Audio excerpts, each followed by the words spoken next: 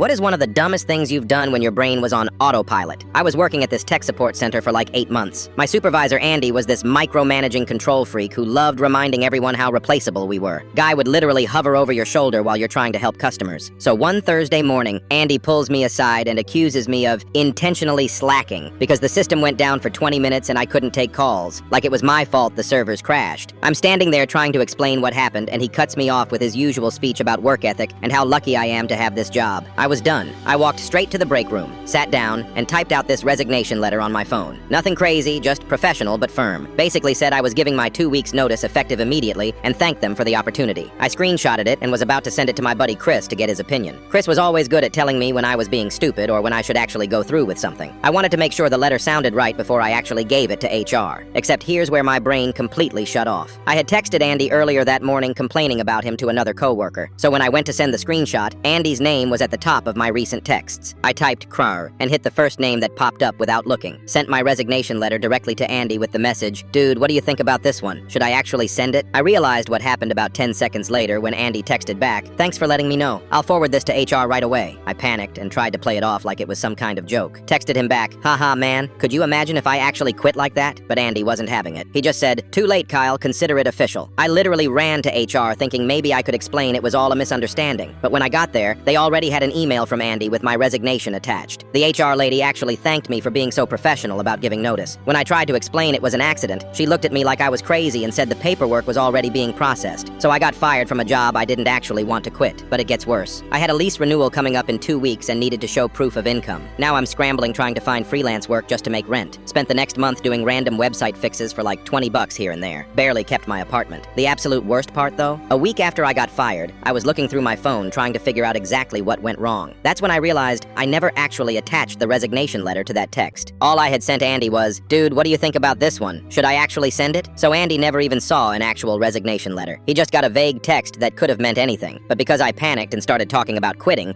he assumed that's what I meant and I was too stupid to correct him properly. I basically fired myself over a text that said nothing.